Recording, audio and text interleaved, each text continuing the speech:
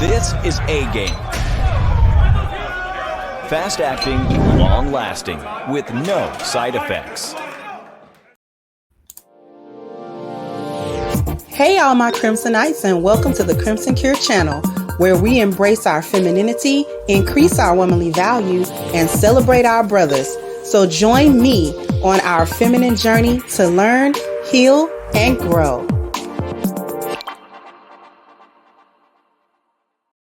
Hey there, my Crimsonites, and welcome to the Crimson Cure channel. I am your host, femininity coach, and author of the Crimson Cure, and this is my perspective. So what are we talking about today? This is how Black women team up with Becky and Brad to plot against Black men. See, they do this over social media in their secret little rooms where they don't think anybody hears it. They don't think anybody captures it. But the thing about it, hyenas, is that the internet is undefeated. Once you put it there, it's there, and somebody's going to record it. Somebody's going to screen record it. Somebody's going to report it back. So I was scrolling through Twitter and saw this on a Twitter timeline, went right to the post and saw 3 little short videos. I'm not going to interrupt them at all. It's probably going to take a total of maybe about 3 or 4 minutes or so. They're highly interesting. So you want to watch this and you want to listen really, really closely, because I'm going to come back with my perspective. I'm not going to interrupt them. And, it's a one little word in there. That's a little bit of language, but nothing heavy. So let's go ahead. Let's get this started. And let me share this with you.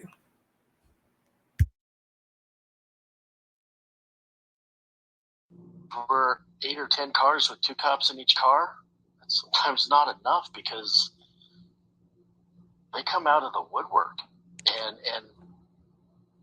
you guys are taking the heat that a lot of people wouldn't. And hats off to you, and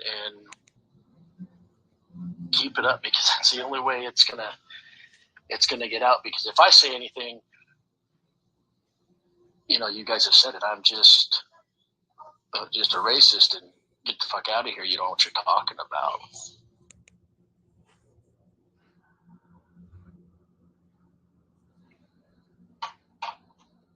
Yeah, and it's something we're aware of that. Like, that's why we have the policy that we have in this room, and I don't know how many of the other rooms, the investment rooms you've been in.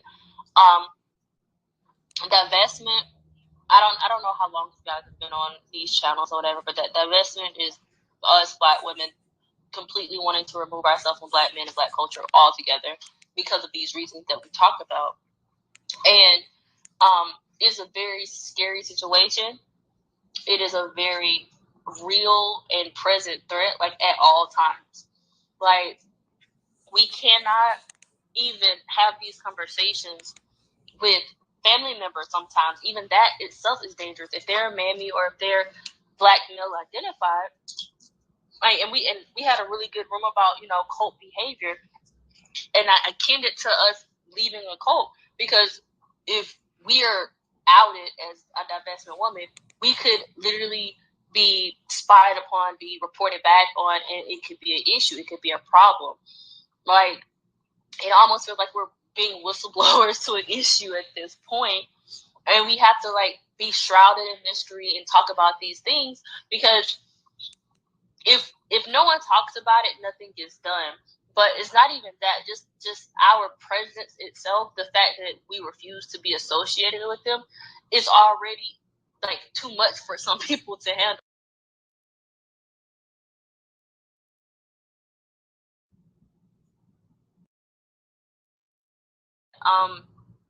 I really like, Clubhouse, and I like being able to talk to the girls here, because it really it kind of affirms that, it's not just me, it's not just you going through these issues.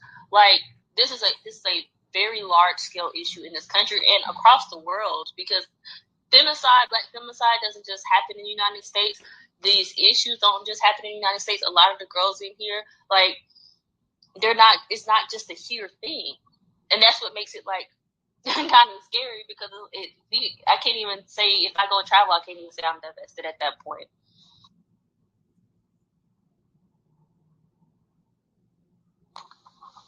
Well, I've got to get out of here, but I want to just say thank you and keep it up, because it needs to be brought out.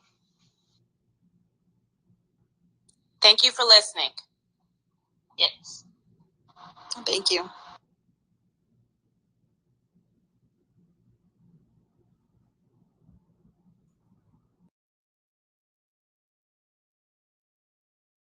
The outsiders in listening to the conversation, usually Black women, but it's really nice to hear like that point of view as well. Well, definitely. Just thank you for teaching me about this, and because I do feel a kinship with all women. I can't imagine, because I think of myself as an independent woman, but really, I don't know how I would. It would be difficult to go through the world without having my man, my father. If I had a brother, my brother, to be my male counterpart support system. I can't imagine having to go through life like that, and that's what it kind of sounds like you women have to go through, and that is really tough. I mean, I feel like I'm a leader as well, but I do look to the men in my life as leaders and supporters, and I can't imagine having to live in a different world than that, and having to fight for yourself against the people who should be supporting you and loving you. I'm sorry, I'm kind of like tearing up a little bit. And just thank you for teaching me. And I don't know what I can do besides be more aware. Well, thank you for being, listening and being receptive. Because that's really like all we ask for over here, is just to listen and be receptive. Like, because we get a lot of backlash.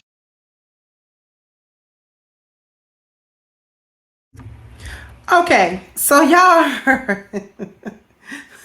Is y'all dumb or dizzy dumb? Is y'all dumb or is y'all dizzy dumb? Let's go through a few points. Y'all goofy. First of all, the first one that you heard with the dude talking, that was Brad, and he was a cop. You talking about some 8 to 10 cars not enough because they coming out of the woodwork. He's referring to black men when he says that. And y'all are taking, a lot of the hit that other people wouldn't take. So the gaslighting that he came into that room to do with you dumb, dizzy, dumb broads was astronomical. You had a Becky and a Brad in a divestment room with these hyenas, gassing them up about how, they going through this, that, and the third, and man, we just trying to understand what you going through. That's a whole gaslight. Because they know what you quote unquote going through, because they set the system up for you to go through. But let's listen at what you're going through. First of all, the hyena sat there and said, we're just trying to get away from, remove ourselves from black men and black culture. When they say divesting, they're talking about we're divesting from Blackistan. But here's what don't nobody call to attention. It's the hyenas that created Blackistan. It's the hyenas. It's these chicks right here, the whole gynocracy that created Blackistan. All of the so-called debauchery and the violence and the stupidity and the low-lifedness and just the, just classlessness. Y'all did that. Y'all did that. Y'all was the main handlers of that. You raised the kids that grew up into the adults that you don't like. You raised the sons that grew up into the black men that you don't like. Who else did it? The boogeyman? It was you. So now that it's Blackistan, now you don't want to be part of it. Here is the other part that I found to be ridiculous. The fake danger. Who talking about we could be reported against? I mean, we can't even have these conversations with family members because if she's a mammy or if she black male identified, then we could get reported on and it could be a problem. Reported to who? Who's the governing figure over black women? I want to know that organization's name because we're going to have to subpoena them. They need to be on trial for treason. Who is the governing body of the gynocracy? Who, pray tell, do we need to talk to? Who is you getting reported to? Who is the authoritative body, the authoritative organization over a bunch of hyenas? I tell you who the governing body of the gynocracy is. It's the white supremacist power structure. You was talking to them in the room. That's the only governing body that you answer to. So which black person is reporting black women when they quote unquote are divested?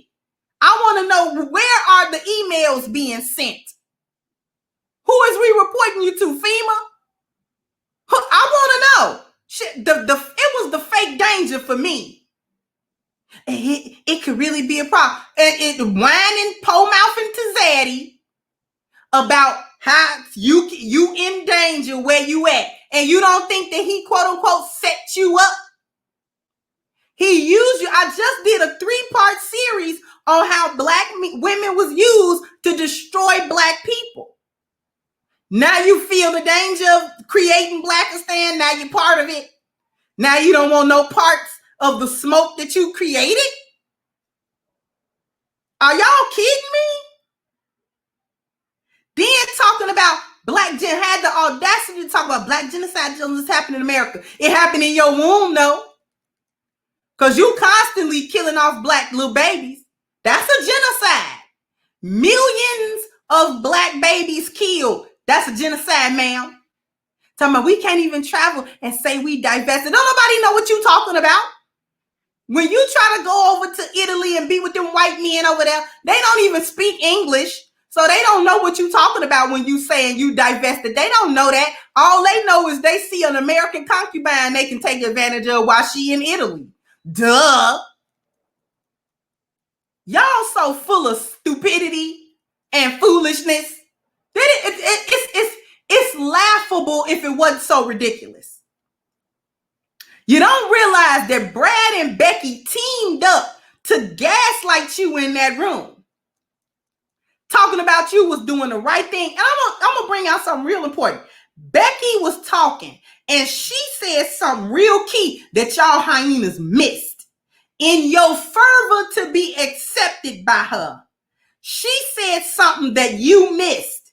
She said she could not imagine not having the leadership and support of her man. She didn't know what she would do without her male counterpart. See, you missed that part when she said, oh, it sucks that you women don't have your man. I mean, I say I'm independent, but what would I do without the support system of my men? She telling you she looks to male leadership to get her straight. She's in the position she's in because she takes correction from her man. And she's pitying you. She's actually patronizing you. I just getting emotional, tearing up. She's patronizing and gassing you up with the whole I'm independent too. And I'm just commiserating with all my women, with all women. So that's the gaslight part. That's the part because she know you look for her approval. But see, she also know you too dizzy, dumb, and stupid to understand what she actually said when she said she looks to male leadership to get her life right so she can have her life right. And you wonder why you in the position you in and she in the position she in. That's because you don't take no male leadership. You denounce the black male leadership because you black men don't support you because you divested.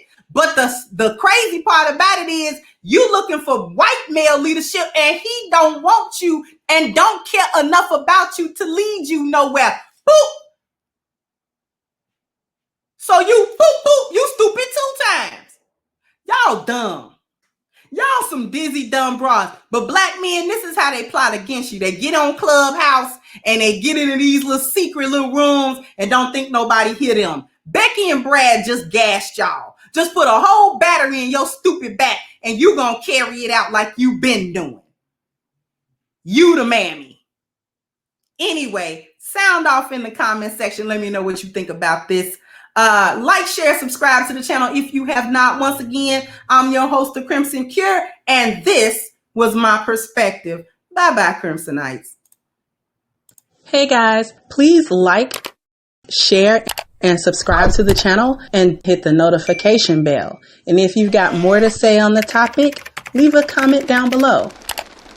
Also, don't forget to support our sponsor who so graciously supports this channel by clicking the description box and the link for A-Game at agameherbal.com. You can go ahead and get a 10% discount off of your next purchase using the code Kendra10. This has been yet another Crimson Cure production, and I'll catch you guys on the next one.